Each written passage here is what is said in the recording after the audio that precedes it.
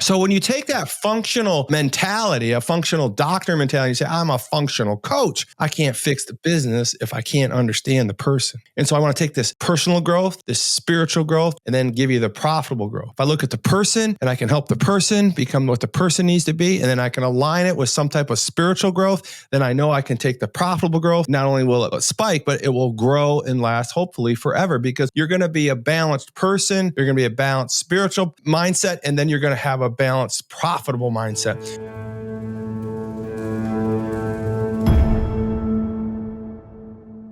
Hey everyone, and welcome back to Empower and Elevate podcast. In episode 3, we discussed the role of coaching in reaching your full potential. Today's episode is extra special because we have one of our own coaches joining us as a guest. Meet Todd Saylor, the mastermind behind the books Wired Differently, Drift Again, and Your Will Be Done.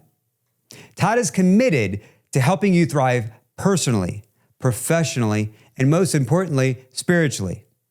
With over 30 years of entrepreneurial experience and a multi-million-dollar net worth, Todd's expertise can transform your journey. Get ready to step up your game and discover new possibilities. Welcome, Todd. Welcome, Marc. How you doing, buddy? I am doing well, doing very well, and even better now that you're here this as is a guest. Already the best podcast I've ever been on. Perfect. Hands down. All right. On this episode, that was Todd Saylor. Thank you all. Todd, hey, thanks for joining us today. It's an absolute pleasure to have you here. And, just to be once again 100% transparent in what we're doing and why we're doing this. Todd, I work with you. We have a little bit of a relationship here for quite a few months. Not only a longtime follower of your ministry mindset and the things you're doing with your misfits, but and we'll get into that. But having you one-on-one with me as a functional coach. So let's just dive right in. Tell me, what does it mean to be a functional coach? Yeah, I think it's super, super cool that you asked that question, because a functional business coach is really what I am. And I've been a business coach, an entrepreneur coach, and for about 3 years.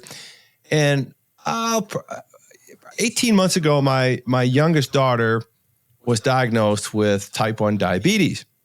And I was, obviously as you're growing a brand, and I have multiple brands, and you always morph into something better, right? Your goal isn't to become worse at what you do. You always become better. Sure. And so I was just kind of dialing in my brand, dialing in what's different about me. What can I say? What can we be? And I realized that I was not a normal business coach. I was not a normal entrepreneur coach, because I was growing people personally, spiritually, and profitably.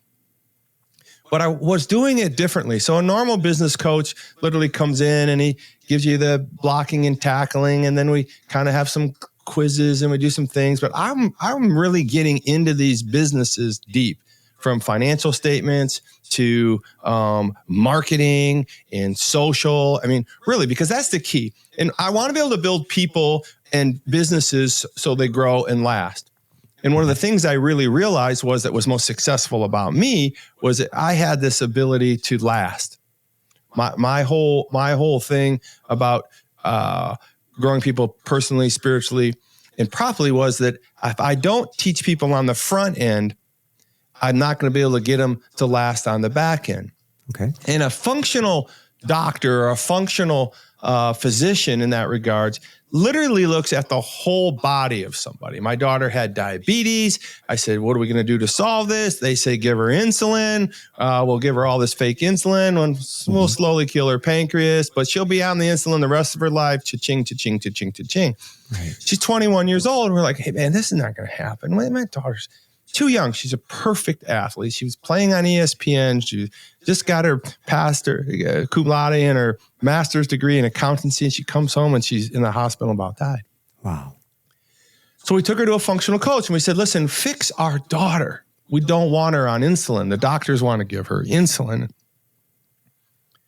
So we understand. When we've been reading that you can reverse it, that you can do some things, we can fire that pancreas back up, we can do some things, and we can, what do we do? He says, well, let me look at the whole body.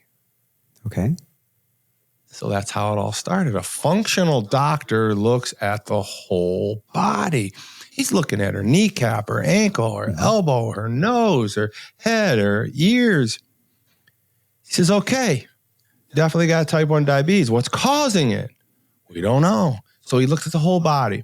So that's the concept. Long story short about my daughter, though, is after we got done with her about a year, she has not been on insulin for 18 months. Wow. He's literally reversed type 1 diabetes. He literally diagnosed it down into a spike protein that she got from the COVID crap, and shut her pancreas, lowered her AC1, 3 or 1 or whatever it's called, and reversed all that. And so we just started our diet. We cleansed our system, and my wife and I went on the same diet as she did. My wife lost 20 pounds. I lost 50 pounds. It was crazy. It was bizarre. We feel better. She feels better. Our daughter just got married, and she's gonna be able to have normal kids. She's gonna keep all her appendages, and her insulin's going up. Her body is starting to rebound. She'll probably always be a type 1, but she has discipline. Okay. So when you take that functional mentality, a functional doctor mentality, you say, I'm a functional coach. I want to look at you, Marc, and I want to say, oh man, what's the person like? Mm-hmm. I can't fix the business if I can't understand the person. And so I want to take this personal growth, this spiritual growth, and then give you the profitable growth. If I look at the person and I can help the person become what the person needs to be, and then I can align it with some type of spiritual growth, then I know I can take the profitable growth. And not only will it spike, but it will grow and last hopefully forever, because you're going to be a balanced person. You're going to be a balanced spiritual mindset, and then you're going to have a balanced, profitable mindset. And I've got to get, and you know this, I got to get all three of those things yoking. Mm-hmm. And I write about that in this book, Your Will Be Done. And it's this idea of triangulating your will and God's will and your business world, right? And so that's how we get to this mindset, mission, movement, and ministry wired differently, and me being a functional coach.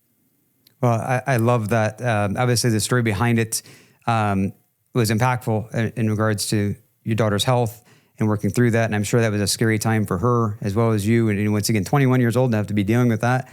You know, that obviously that's not something you really want to deal with insulin, and knowing that everything's kind of downhill long term with that, right? So you're reversing things. How long did that take by changing the diet, right? How long did it take before you start seeing that reversal?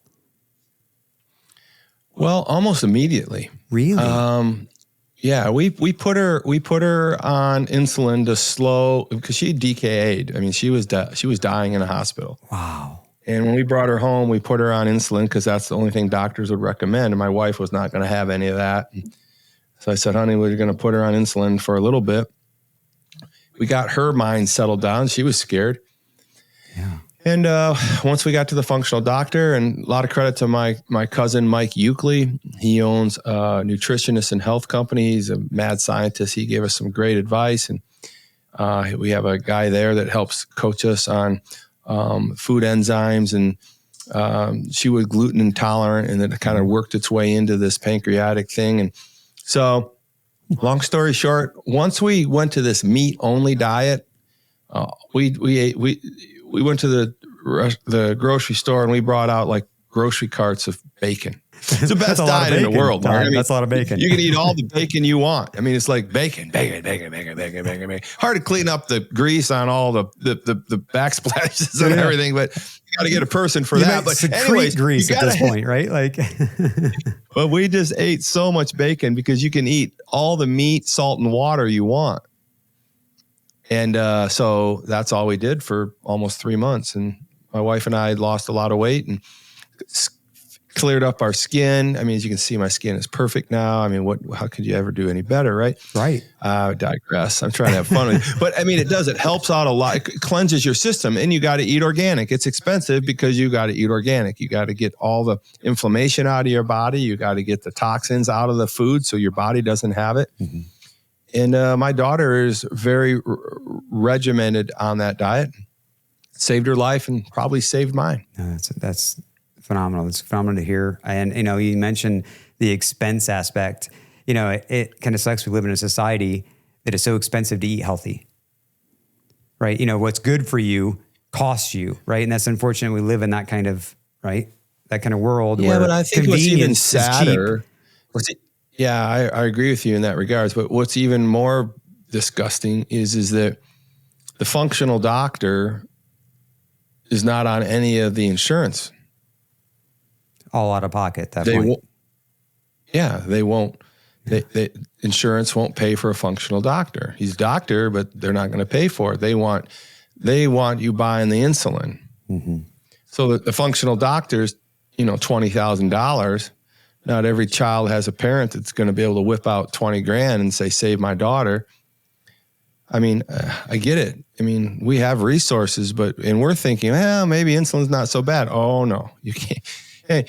And we believed it would kill her pancreas, and we know it would have killed her pancreas. And so we're like, we'll mortgage everything we have. We'll do what we have to do. But most parents, they hear that from the doctor. Think about juvenile diabetes. Not to make this whole show about this, but think about juvenile diabetes. The doctors that they go to say, this is what you have to do. Right? There's no question that the parent just says, okay, the doctor said this.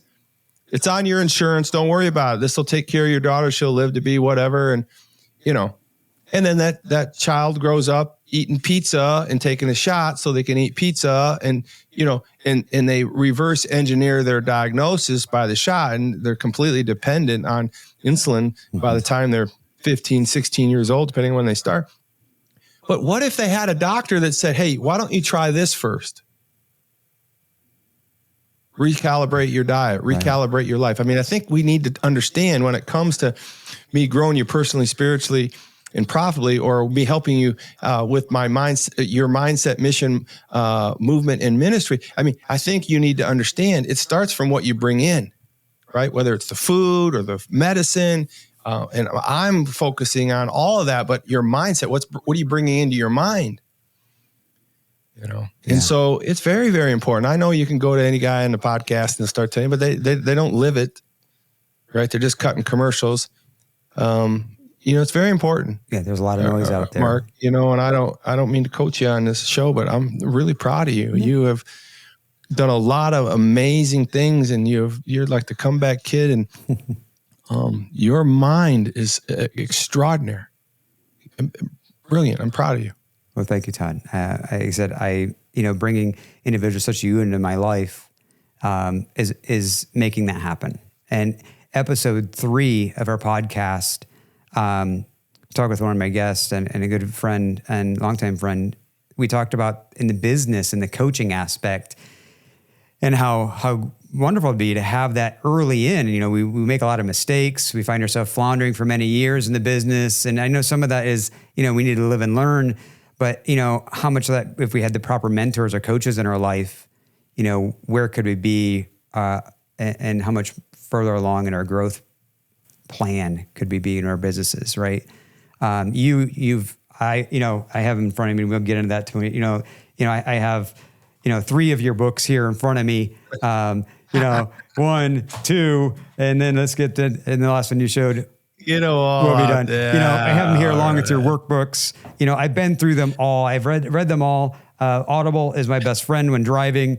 And, but there's a lot of things that I've learned about you in your past, in your words. So the coaching aspect, since I mentioned that episode 3 in that conversation, as an entrepreneur yourself, and one of 14 businesses, I believe I've heard you say, and as a coach, I just bought another one, 15. Oh my, there you go. There's 15 now. Yesterday. Who's counting though, right? Yeah, right. Obviously you feel a coach is important because you're doing it. But if you could look at those that in their early in their entrepreneurship, maybe can't afford the coaching aspect, what kind of advice do you give that individual, right? That's great. I think you were kind of in that boat, not affording as much as just you were a little, I know you look on the social media, and I think the The first thing I would tell you is pray. I'll be honest with you. I think early in your career, I think like a lot of people were on social media looking for answers for a lot of things. And I'm not saying I don't even still do that. I'll go on social to look for content. I do a show every morning at 9 o'clock, Monday through Thursday. It's live. Mm-hmm. And I would tell you, start right there. Get on my show at 9 o'clock on Facebook, Wired Differently, or Todd Saylor, Wired Differently. And there's it's a free half hour of spiritual, personal, and profitable content every morning live. You can ask questions. We'll answer them. It's a no-brainer. People think about money first, and I understand that. So if you're short on funds, I think the internet, social media through the internet, it's all a huge thing. But when it comes to me or anybody, most coaches, most content deliverers now do almost everything for free first, because the industry is saturated. And so we want to get out there and we want to give you something free, and hopefully bring you into our culture so we can actually charge you for some services of some sort. And I'm not any different in that regards, but I'm really only here to grow you personally, spiritually, and profitably. I want to hit you from a functional doctor or functional coach's prospect. So I have a kind of a narrow window. I only really take clients of a weekly process. I only take clients that I can go in and literally grow them personally, spiritually, and then profitably. I get in their business. I really want to see the fruits for them. I commit to saving someone $100,000 or creating profits of $100,000 or more in my services. And I've never failed in that endeavor with anybody I have coached in that coaching level. So I think that anyone in your situation, or if you're speaking for somebody in that situation, get on Todd Saylor, Wired Differently. Check me out every morning. I'm giving out free content, and I'm the only coach that I know of in the world that coaches for free live every morning. I'm on like show 300 or something right now. So I think that's the best place I would start. But I would also want to make sure everybody understands. I want you to start with the person. I want you to understand the spiritual side, and then we can look at the profitable side, the business side, the inside of you, and the brain of the money-making side. But we've got to get to the brain of the spiritual side. But first, let's start with you. And you need a coach that would do that. Check them all out. They shouldn't charge you up front. Yeah. And I obviously watched many episodes of your show live in the past, and you change your time a little bit, which, for me in the business, it does conflict, but you try to catch them afterwards, right? And maybe in the evening. But, nothing fires me up more than listen to you speak passionately about the topic of the day. And I know that sometimes you're sharing things that are very personal to you, going on in your own life, and how you're handling those struggles and those challenges. And I appreciate what you're doing out there. I think the show is interesting in regards because I do use a lot of my own personal stories, but only because I know them so well, and I know they're true, and I know they've impacted my life, and I don't think any of us are really that much different. I think that everyone that I've spoke to in coaching has been insecure. Everyone that I've spoke to in coaching has been depressed. I think everyone that I've spoke to, unfortunately, has lost money. I think that everyone has had trouble with their wife or had a problem with a relationship with their husband or a partner in some regards. Every person I have spoke with, successful or needing coaching or coached up or needed help, has all the same problems. We're all experiencing this life thing, this thing called life together. And so why not share the fact that, okay, so I'm successful. Let me explain to you, man, that I've had marriage troubles. I've been married 40 years. Let me explain to you, I about lost everything I've owned twice. Let me explain to you that I lost a child. Let me explain to you that my children have been fiercely angry at me and to the point they ran away. Let me explain to you that every business I've started, not all of them have made it. Let me explain to you, by the way, that I just made a bad call in the stock market yesterday and lost $250,000 and I cried like a baby. Let me explain to you for one moment that I get things wrong a lot, but I only need to get it right once. Right. And that's what drives me. And it's what should drive people, not the losses, not the averageality, right, of things. It's just that let's get that right one, man. Let's get that right one. Yeah. For sure. And it goes back to in that you're an entrepreneur at heart, right? And you talk about all the 15 now businesses and you talk about, let's say, failures, but those are opportunities for learning, right? And what we see from the outside is that polished successes in those 15 businesses and maybe not the other 15 that didn't make it or whatever might have happened. Right. Right. You know, and we're all, face it, we're all people and all people have problems. And we know that we share a lot of the same problems, right? Maybe different points in our life or different times in our life, but we all have problems. Yeah. And that's why the functional coaching piece, it's really smart to start off with functional coaching because none of it makes sense. If we're just focusing on ourselves, it's not a good thing, right? We got to get there. We got to understand ourselves. We got to work on ourselves. But we really need to transition into, okay, now we understand ourselves a little bit. We got to make sure where are we lining up with God in that regards? Where are we in our spiritual walk? Where are we at in the spiritual walk? I just did a show today. Galatians 6:9 is what we talked about. Let us not become weary in doing good, for at the proper time we will reap a harvest if we do not give up, right? It says, let us not become weary in doing good, right? And so I think sometimes we get confused with just giving someone extra tip or going over and helping someone mow their yard or something. That's doing good. Mm-hmm. But the weary that the Bible's talking about then is let us not get weary in doing good, meaning that sharing the Spirit, like doing my show every morning and sharing the gospel or sharing what has worked in me because of God, right? Let us not get weary in that. Some of us get more than weary in it. Some of us get scared to do it because of this culture we live in now. I mean, for me to say I love the Lord, my Lord Jesus Christ is still uncomfortable for me to say that in public because of what the news is saying, because what other people are saying, and what people were, for heaven's sake, can you imagine if you were a Jewish person right now?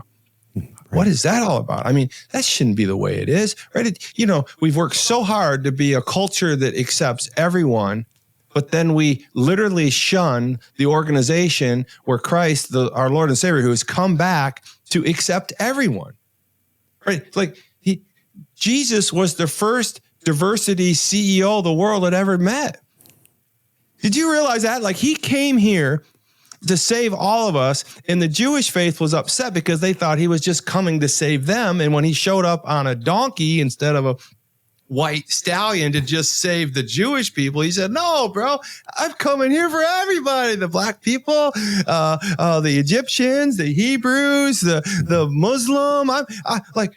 Let's do it, right? And they're like, oh no, we have to crucify him now because he's not here just for us, right? And so that's the irony of this whole bitter thing that we're kind of going through in America right now. It's like, can you imagine? Yeah. Right. And so, I kind of got off track there, but I really want you to understand that like I am for everybody. Personally, I need to get well myself, and then I can get spiritually there so I can be for everybody. And once I get those things lined, I can make money because my heart, my soul, and my mind are in the right place. They're aligned. And that's where I'm really good too. I mean, I'm not really good at like the spiritual stuff. I work at it very good. There's a lot of people better than me, and they're authorities, and they've spent their whole life on it. And there's a lot of, counselors that are better and probably got MBAs in psychology and all that. But I feel like I'm good at making people aware of what you need. But then when I get in your business and I can take that person in a functional way, and now we can start the marketing. Mm-hmm. Now the brilliance of, I will tell you this, my business side of me is really able to be magnified. So speaking on, we talked a little bit talking about the coaching at an early stage or any stage in a business. But I recently had a conversation with an individual, I think I was at another conference, and a lot of us, especially in our age, we've got this mindset that we need to do everything. It's all about, especially in a lot of small business, it's you do it all to save the money. But realistically, that's really costing us. It's costing us something. If anything, it's our time that we can't buy more of. So how do you stress the importance of the coaching aspect as being investing in yourself and investing in your business and investing in your people? Yeah. So there's two pieces to that.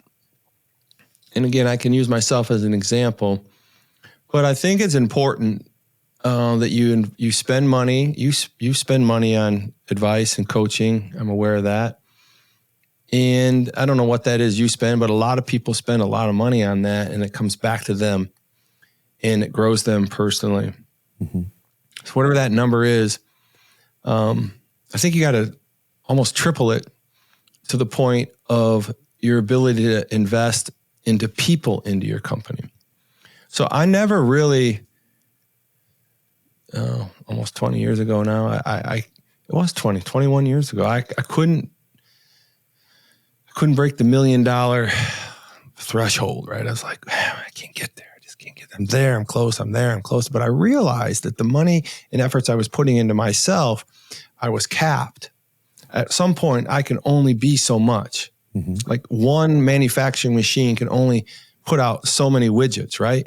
If you want to double your capacity, then you got to get another machine. And then so you as a machine can only do so many widgets. You can only do so much. Even as a psychological capacity, there is a threshold that maybe your arms can lift more, but your brain maybe not be able to handle all the things going on. So whatever that capacity is, there is a cap, right? And I realized that you can only rise to the level of your greatest weakness. And my greatest weakness wasn't ideas or sales, it was operations, to be specific. Okay. And so I spent money and time on myself, but the company was capped. And I realized I needed somebody that could do the things that I was weak at better than me. Right? Right. And more importantly, I needed people that literally do almost everything I could do better than me if I ever wanted to scale. And so what happens with, young entrepreneurs, young business people is they end up having an extra $50,000, $60,000 of profit because they get a one good deal or two good deals.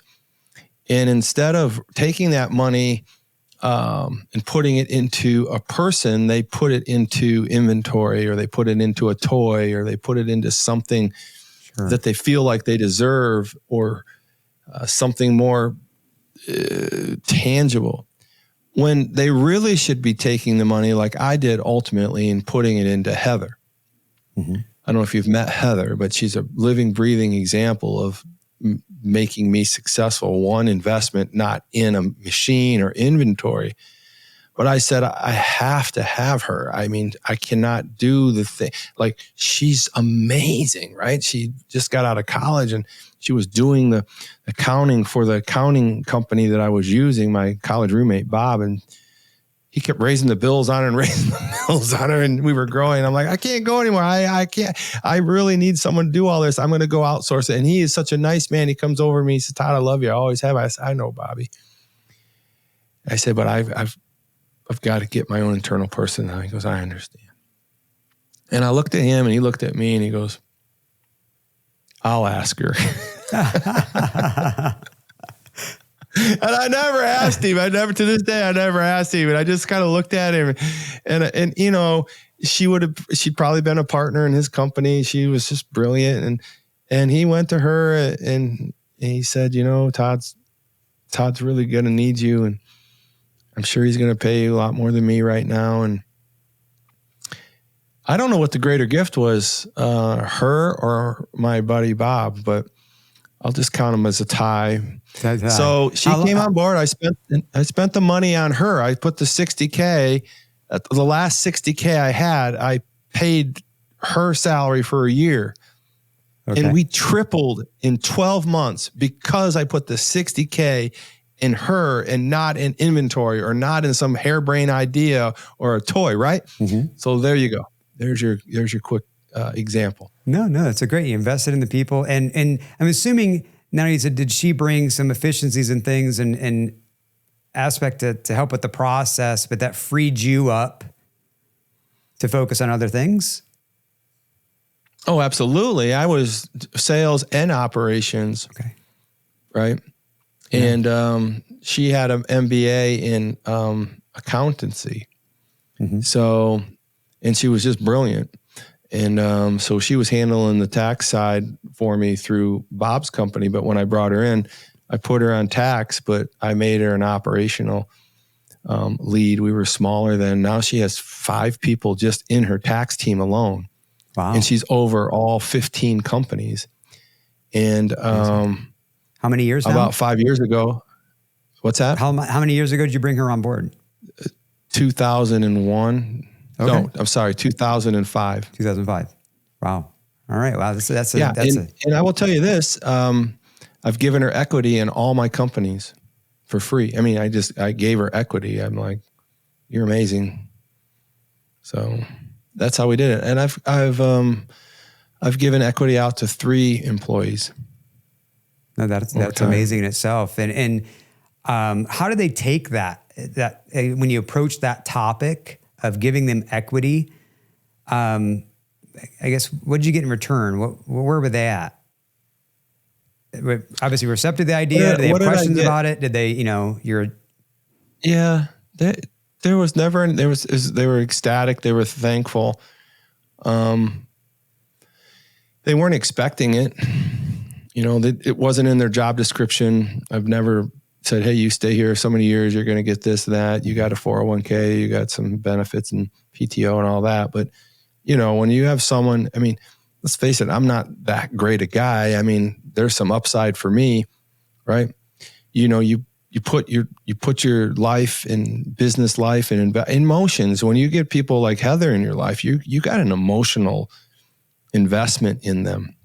Sure. Sam, he's the president of one of my Pacer systems, my biggest company. I mean, I'm invested in it. I go to their track meets of their children. We help them if they need it. Certainly, these people don't need financial help anymore. But we're there. Like this, this is a family. Matter of fact, they're both salaried larger than me, I believe. So I don't. That's fantastic. That's amazing that you. But it's greedy. I guess if you want to say, "Oh, he's greedy," well, it's because I don't want him to leave. Sure. I don't want to start over. You got a huge investment in them. Like I said, your time, energy, emotions, all those things invested. Yeah, and think about it. Heather's tripled my company. Well, why would I? Even if I gave her X percentage, it's worth more now than whatever her percentage was. I would have never gotten it there without her, so she deserves it. Sam, on the other hand, he's 5 times. He's 5X my company in his sales and leadership. I mean, it's whatever I haven't given him half the company, but I could have given him 49% of the company, and it's still been worth more in 3 years than where we started, right? And so to me, you just have to have an appetite of distance, not money, right? Because what you're in right now is not something you want to start over. You want to take this to the end, and you want to have a number that you can sell. You should be building it so you can sell it. You should understand whether it's an EBITDA sale, a top line sale, multiple sale, whatever kind of sale it is. You should be building your company so that you know what it's going to be worth at a number at some day. That should be the only thing driving you, right? And then if you want to sell it, sell it. If you don't want to sell it, sell it. That's fine. But when you bring people on, now you have this idea of how to show them, Joe, you've been really, you've grown my company. You've been a part of us. I think this should be your company too. What?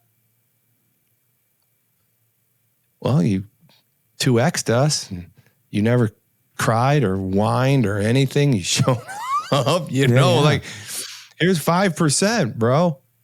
What? Well, listen, you've 5X'd me. I give you 5. I'm not that great a guy. 5X is nothing compared to what you've done for me, but thank you. You got a friend you got a partner. Yeah. Yeah, the partnerships that don't work are the ones that you make them come in. I shouldn't say don't always, but you come in like you can have 10% if you give me $100,000. Let me. I don't know. Then you're gonna be like, I don't know. But if you have someone that's earned it, right? Mm-hmm. Sweat equity. Certainly. That's a grateful partner. That's a grateful hire, right? That's your job as a leader. It's not to make money. It's to build people. Build people. It's not. Yeah, it's really not that hard. I love it. Yeah. So as you built these companies, and Todd, you've always obviously had a reputation for yourself, and as you continue to build and grow these companies and bring in people and to maintain, if we say that if reputation is everything, how did you maintain that reputation of Todd Saylor and what he's built through the years? Oh, I never thought about it. I when I started Wired Differently and started to grow the followers, and I had an interesting past growing up. I was a successful athlete in this area, and my family was, and I got in some scuffles, and I actually got arrested once. I wasn't a perfect boyfriend by any stretch of the analogy. There's enough out there that my reputation could have been, so when I get online, I'm like, okay, I'm just waiting for some of these 100,000 followers or whatever it is to say, oh, I remember him when he was, dating 4 girls, or I remember this guy when he was, pompous or pompuser, more arrogant, starting fights with kids or whatever, and with the spotlights or whatever you guys are doing in the story, one of the stories in the books, right? Like, yeah. And then they're like, oh, now he's preaching. Well, you matured, right? Like, yeah, well, I mean, but we all have a past, right? Yes. But I've been preaching for 30 years, and I have slipped in those 30 years. And so I think that the answer to the question is that you have to stay consistent in what you are. So if you're a bad person, you'll stay consistent at it, and then that will become what you are. I mean, the North Star of our identity is our habits. Mm-hmm. So some 30 years ago, my habits became more so biblical education than even business education. So I really wanted to fill myself or brainwash myself with items that I feel that would grow me personally, spiritually, and then profitably. So yeah, I got an email from a guy the other day. I had to sue him. He owes me $40,000 and he won't pay me. Man, I just want him to work it out. Give me $10 a week. Give me, like at some point you just, how much do you take from people? And he started to pay me. They didn't stop paying me. And I said, listen, you just got to give me a call. Let me know. And he didn't. He called me some of this or that. And so I sent the attorneys after him again. And he called me names. And I hate it. I don't like it. But I mean, you're never going to make everybody happy. True. But you need to be consistent at what you are. And hopefully we talk about Galatians 6:9. Let us not become weary in doing good, right? And so the fact is that we need to continue to do good, be continuing to be good in what God's Spirit is in us, right? And that will manifest itself into being good at lifting weights or being good at business or be good at marathoning, right? These habits that create your identity. But I think the answer to your question is I am challenged myself to be consistent in being good. And then they're going to say what they're going to say. No, I love it. And once again, your consistency to be good, regardless of your past or any stumbles you might have, right? You're still true to that mission of being consistently good, if I can spit it out. So, Todd, we touched on your 3 books, and I want to get a little bit there. So I'm always amazed by individuals that can put words to paper, right? Because I struggle getting things out of my head. And here in front of me, I look at not only 3 books, but 3 workbooks that accompany these books. I know you have another book in process. You talk about a movie that you want to do. I've seen the trailer, which is very, very motivating. Talk to me about what point in your life you said, you know what, I need to do this, right? I need to get this on paper. What inspired you to do this? And tell me about the struggles you encountered while doing this. Yeah, so I've held my father at such a high esteem, rightfully or wrongfully, for a long time. And I raised my own children. I was at a point with Pacer from 2017, I think. Okay. And I thought, I'm going to write a book and so that my grandkids can understand why I've been successful and what the story is of my wife and I, our marriage, and the business side of us. Mm-hmm. And I was doing a radio show with a friend by the name of Dave Kaufman. And every Saturday we went live and we did this show, and it was a couple of years, and we had a lot of fun. And he was in this space and I wasn't in this space. And so I started to write the book about the successful sides of my business for my children. And as I started writing it, I'm like, no, this should be for everybody, right? My kids can read it, but I think that I want to really get out there and I want to share the gospel and in my business. And so the first book was titled Wired Differently, and it's really a foundational book because it takes you through kind of my life and gets into my personal space. And I ended up not really sharing the gospel till the very, very end in that book. And it really wasn't that strong. And I remember feeling when I was writing that book, God tapping me in the shoulder. He's like, hey, can you put me in the book now? I'm like, hang on. And I tell another story, and I'd hear this. Hey, can you put me in the book now? I'm coming to you, God. Like, can you chill? He's like, okay. Hey, it's time to put me in the book now. And I'm like, and I remember when I first wrote it, it was so rich in content of Christianity that I had an editor that was helping with this, and I said these words that, I mean, they haunt me to this day. I said, Mario, we got to take God out of this. Really? It's even hard for you to hear, right? I mean, it was dripping with, I mean, it was too much. But for me to say that was, I mean, I said it and didn't know I was saying it, but I heard myself say it. I'm like, did I just say that? And so even that first book, which is a very good book, very rich in stories, I think very entertaining. I had to write it 3 times. It was a wreck. That was one of the hardest things I ever did. But I really feel like it was the beginning of a great brand, Wired Differently. And the name Wired Differently came out from writing that book. You know, and I didn't go into that book with Wired Differently. It just came out of that. God gave me that. So we ended up telling a quick little story, and we shared the goodness of God at the end. And hopefully the readers make it to the end. So then the second book I wrote was titled Drift Again. And so much in the thicker. first book, There's a lot more pages here, Todd. What's that? I said there's a lot more pages with Drift Again. There's more pages, more words. Yeah, a little more words. Well, because I became an author, I was a storyteller in the first book, I think. And then the second book, I became more of an author. Okay. And I really had a deeper message to share with people. And I wanted them to know that it's okay, man. We're going to sin, and you're going to sin, right? You're going to lose focus, and then you're going to lose focus again. You're going to drift, and then you're going to drift again. You're going to sin, and then you're going to sin again. I mean, and so the book Drift Again is about this idea that whatever your weakness is, it's going to be gnawing at you the rest of your life. It's going to come at you again and again and again. And the same things that I stumbled in early in life before my Christian beliefs and dedication to Christ, I was caught up in the second part of my life. Not only 15, 20 years later, I was stumbling again.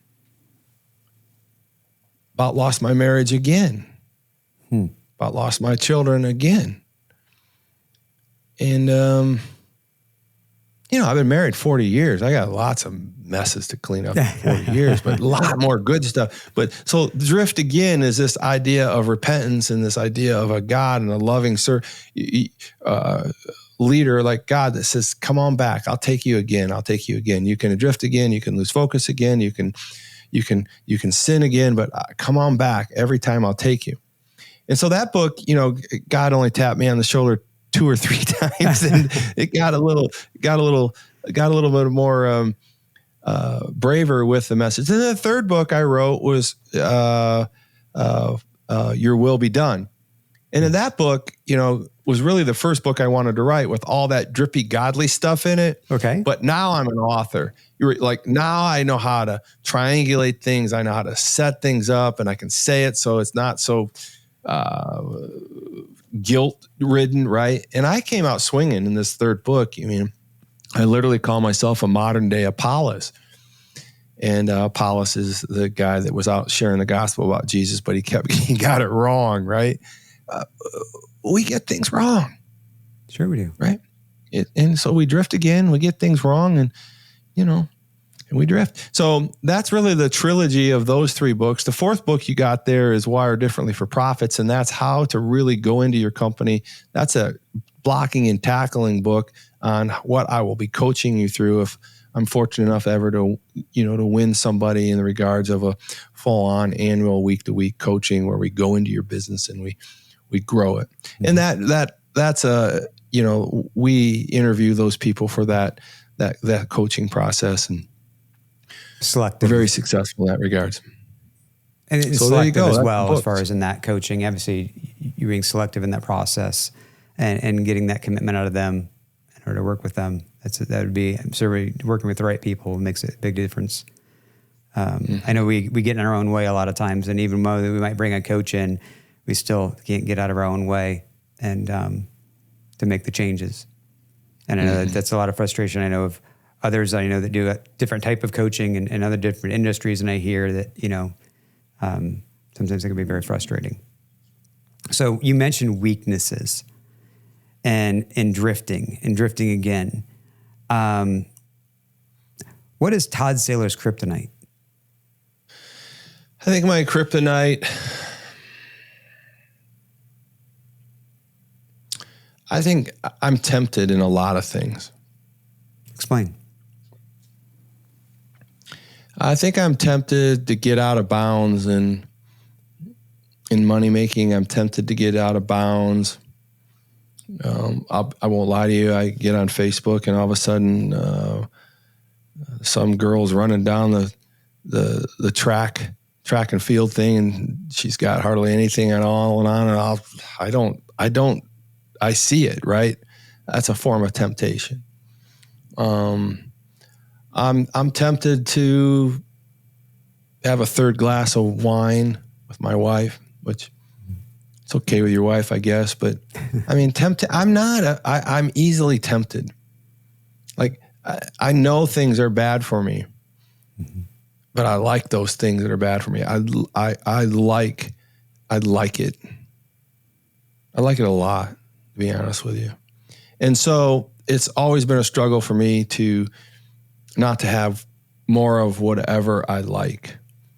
And so, especially as a man in your position, right? I'm sure it's a lot easier to maybe afford those temptations.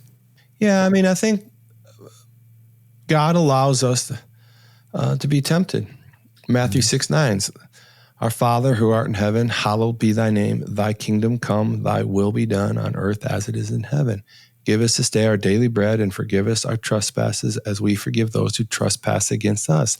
Lead us not into temptation, but deliver us from evil. And so God, we're saying in that prayer to God in Matthew 6:9 to help us not be led into temptation by Satan or the world or whatever that is. And I think pornography is a big one for most men. I think at some point you're going to be faced with that.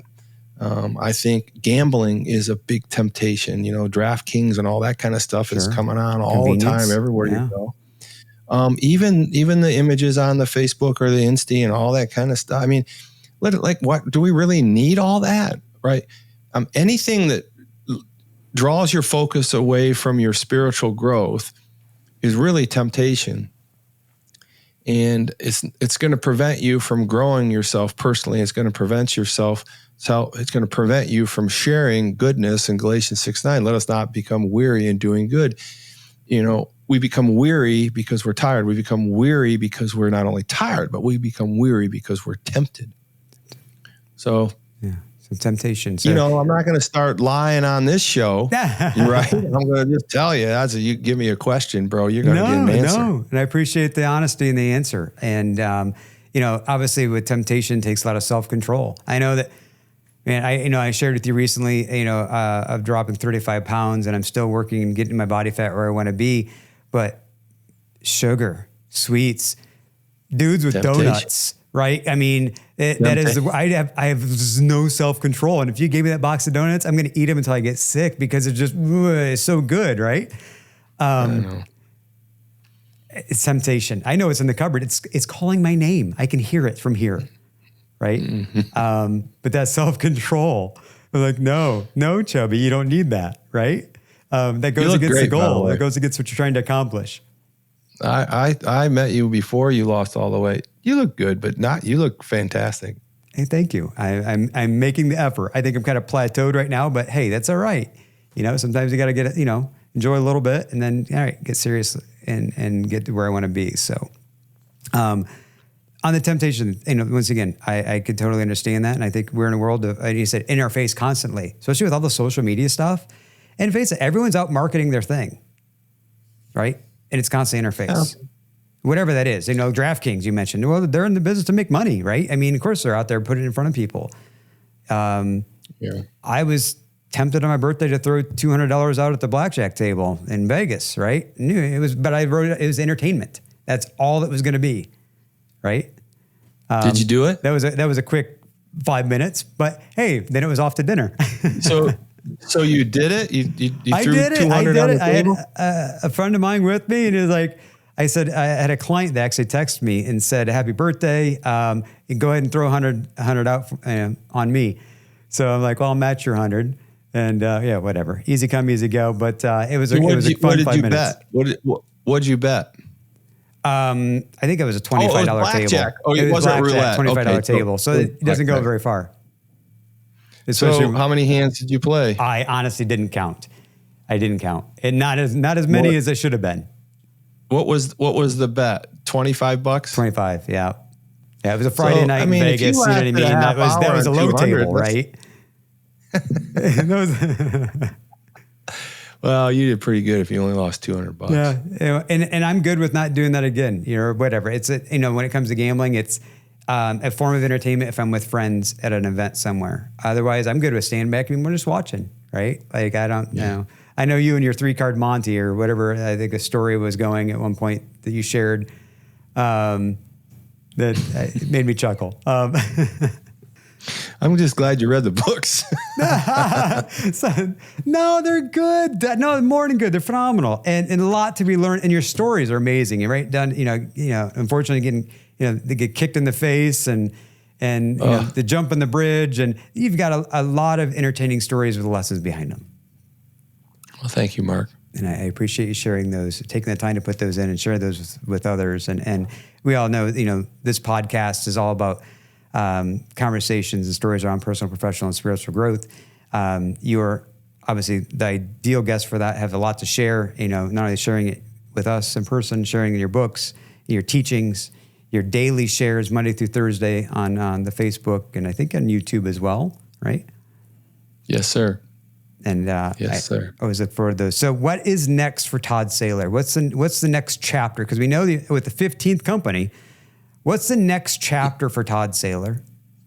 Yeah, so on the business front, I just bought a restaurant and we're going to be rebranding that. And interestingly enough, we created it's like a grill and bar type thing around the lakes where we are at the donut capital of the world.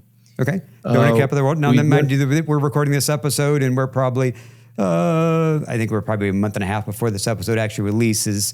So a restaurant around the lakes, donut capital of the world. I know I've spent many of summer days standing in line waiting for a donut at Tom's Donuts. Yeah, it's coming again. Every summer it gets bigger. And so the donut capital of the world, we set the world record in 2022, I believe it was. 23, 24, 20, 22, I believe it. And we sold 8,558 donuts in less than 8 hours, which was phenomenal. And no one has ever done that in the world. So we garnered the donut capital of the world mantra, but we were given that mantra by the Guinness Book of World Records. Our business has quadrupled since that year over. And we're just destroying last year's numbers again this year. Awesome. We have a big concert, Memorial Day coming up, and then the third Saturday of July out there at this lake area. And so it's just spectacular. Thousands and thousands of people there. But I ended up buying a restaurant adjacent to my other two properties on the water there. So okay, just yesterday I closed on it, so I feel free to talk about it. But the name of the restaurant is Traditions, and Traditions is what we market ourselves as tradition keepers out there at the lake. Okay, generations, 6 generations of people have been buying donuts and hot dogs and having summer fun out there. And now we have a restaurant, and we have come up with our own Lake Life Lager. It's called All Summer Long. Tom's Donuts now has its own beer brand. Who's bottling that for you? Who's brewing that? And we'll be all summer long. A company by the name of Taxman. Not familiar with that. Out of Barkersville, Indianapolis. They have their own brewery, microbrewery. Okay. They were kind enough to help me formulate our flavor of light beer. And so I'm not really a big beer drinker, but this stuff tastes really good. And it's not gonna. You could probably drink a couple of them and not feel it. That light, you condoning drunk driving or anything. This is a good time. People need to control themselves, obviously, but we have the forum to do that. And so the restaurant is, a grill and spirits restaurant, and we're gonna have great food there. And over the year, we'll build it, and it'll get up to the level of excellence of the brand that we already have. So we got a quick 2-week turnaround to get that done, but okay. I'm excited. I'm very excited about that. And I'm writing my 6th book, which is titled The Tiger in Us. And you can go to the website, The Tiger in Us, okay. Right? And you can see the movie trailer that we created for it. We were going to make the movie first. We had a lot of interest in the movie, and I really had to push back. I had investors and producers and Angel Studios, even Liongates had some interest, but I really want to get the book done. Okay. Right? The Tiger in Us. How far out is the book? That's about my father. It's about my father's life and his influence on me, which is a lot of the books I've already wrote, but it's really the story of him through a 10-year-old boy's eyes. And it's about life, love, and war. He lived through he lived through World War II, the Korean War, and then Vietnam, and became the most successful high school football coach the world had ever known. They won 72 games in a row, never lost or tied in some 10 seasons. Wow. The man was phenomenal, but he was in Sports Illustrated, the president of the United States, and wrote him a letter. And he was in People magazine. I mean, it was just like it was 1968 to 1976, never lost a game. So it's a story that needs to be told. It's a story of Americana, but more importantly, it's a average man, an overcomer, right? Mm-hmm. Who was truly led by goodness and has built men. The highlight kind of the movie is that at some point I was a little boy, and he was out coaching the team, and it was an overcast day, and I was 10 or 11. I ran over there to help him, and I was late, and I looked out over the football field, and all these teenage boys were out there practicing football, but there was no helmets and there was no footballs, and they were just in Section 1, Section 2, and Section 3. And I remember looking at these sections. In one section, they were crawling under this agility drill like an army crawl, right? And then section 2, they were doing monkey rolls, bopping around in the mud and everything. And then over at section 3, they were carrying men over their shoulders to the end of the goal line or something like that. And I remember saying, wow, this is strange. I don't know footballs, no helmets. And as I was trying to figure out what was going on this day, all these boys crossed the finish line, except for one man had a guy over his shoulder and he fell down short of the finish line. And all the players converged around this fallen man. And they kept, saying, get up. The coaches are screaming, get up. You got to get up. And the rest of the players come around and they're just pounding this poor boy who can't get up and put the other guy over his shoulder. And I remember hearing a coach saying, you'll die if you don't get up. You'll die if you don't get up. This is like 1971, something like that, 70. It's just bizarre, right? You think about that, Mark. And so all the players, by the time this is done, all the players are screaming, all the coaches are screaming, this kid's crying, and all of a sudden he gets the other boy over his shoulder. I don't know where he gets his strength. He puts him over his shoulder and he plods 5 or 6 more yards, falls across the finish line, and all these players start rejoicing. He lives. He lives, right? And I'm like, this is bizarre. My dad comes walking over me. I'm perplexed. I'm confused. I'm excited. He says, son, what's up? And I said, Dad, I don't know what's going on here. I thought this was a football practice. I thought you were a football coach. And I'll never forget this, Mark, because he looked at me, changed my life immediately. I said, Dad, you're a football coach, right? He said, son, no, I'm not. And these men aren't football players. Some of these men are never going to go to work in the farms again. Some of these men are never going to go back to the factories and work. Some of these men are never going to go to college. I'm not a football coach. These men are going to Vietnam. Wow. I'm a builder of men. Wow. And I'm sorry, but I can't even tell that story without explaining to you the impact this man has had in my life and so many other people's lives. And 2 weeks ago, I just put him in memory care at a retirement facility, Sorry. No, I know that can't be easy on you. And he's still influencing people. I go to the old folks' home or the mental ward there, and he's got people gathering around him, and he's coaching them and cheering them on. He doesn't know. He doesn't know where he's at. He's just like, you got to do that right. Come over here. He's just that guy, right? He's still got it in him. Yeah. Crazy. Crazy. No, I mean, that's, and to see, obviously, your father, the builder of men, right? Right.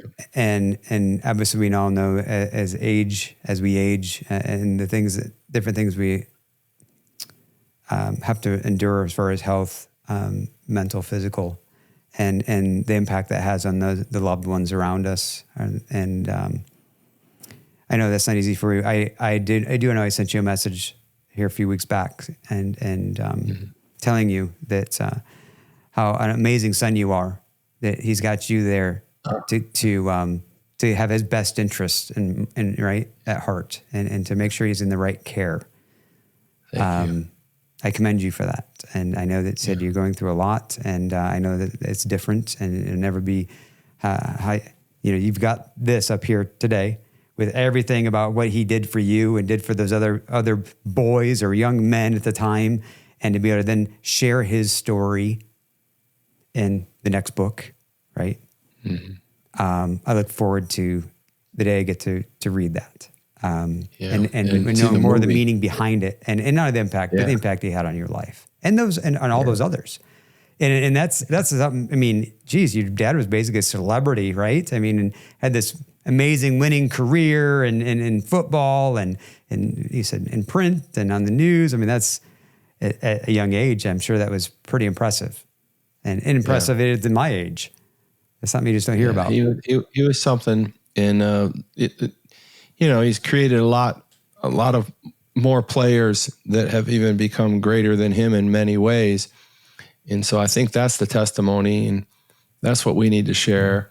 That's what we need to celebrate, and when I tell that story, I always get emotional because I go right back to him mentoring. He wasn't mentoring the players at that moment. He had 70 players out there at his command, and he just created a phenomenal survival mindset. But he has 5 seconds to come over and explain to me that he's not a coach, he's a builder of men. I mean, I can imagine what he was going through trying to teach them at that time, knowing what he was preparing them for. Yeah. Right. The truth is most of them didn't go, but the prospect was there. The draft was there. Things were going on. We've done the research. 10 or so went, but he was so afflicted by his lifetime. He was an ROTC guy, but he never got drafted. He had me, or he was coaching, or he got married, or whatever the loop was. He was not eligible for the draft. And that haunted him. He felt like he should have went. And so he ended up channeling this war avoidance guilt into so many other men that have most of them survived in Vietnam, but I think even more importantly, thousands of men became fighters and successful in their own families and passed on this work ethic and this survival tactics and the importance of how it is to be a strong man. Especially now in this society today, we don't celebrate strong men. No, not at all. Seems like it's just the opposite. Yeah. So you can see where that movie's going. No. Yeah. Definitely. So Todd, we know we've got some books. Obviously, we'll link in the show, right? People can get in contact with you with Wired Differently. WiredDifferently.com. Yeah, that would be great. If you go to WiredDifferently.com, we sell over 70 different t-shirts, sweatshirts, long sleeve shirts, hoodies. Matter of fact, we can even design your own faith-based shirt if you wanted us to do that for you. But it's a small place to spend very little money to help support the mindset, mission, movement, and ministry of Wired Differently. I love that site. I love the shirts. I love the fact that once in a while I can throw on a shirt that represents my favorite team, right? Sure. And yeah. That is Christ. I would love to wear my Lions jersey, but this one's just a little more important. It's close, but still a little more important. Well, I know I've looked at the website. I've looked at some of the apparel, and amazing designs. I love what you're doing there. I know that I have the blue Wired Differently shirt, but I've shrunk, so it's not something I really want to wear necessarily. So I'm going to have to get something smaller soon. Get on there and get yourself a t-shirt. You look good in one of those. I will do so. And I want you to buy that one that says "Irons sharpens irons." That's a great shirt. I will look at that. That's you and I. Sure. Iron sharpens iron. Yeah. So to bring this home, Todd, I guess I got kind of one final question. And really, you mentioned the younger you. You talked about the 10-year-old you, the 12-year-old you. If you had 15 seconds to talk to that 10-year-old you, and you could actually speak to them and they would listen and retain that for life, what would be said in those 15 seconds? It's important that you go the distance. It's not the efforts that you make, son, but it's more so the distances that you're willing to go. I think the world is about efforts when really the production is your endurance. Love it. I learned that story when I was 10 years old. So that was an easy question. All right. Well, Todd, thank you for your time today. Thank you for sharing your story, sharing a little bit of Todd Saylor with me and our listeners. I look forward thanks to for each tuning and in, every Marc. one of our interactions. And I can't wait to come out and check out the restaurant when you get that up and running here. Burgers on me. I'm there. Hey, you know what? I'll get you a shirt too while you're at it. Oh, sounds good. Sounds good. Medium's fine. Smalls, oh yeah, they're a little bit tight yet, but all right. Thanks again, Todd. Until next time. God bless you, Marc. I'm Marc Thomas.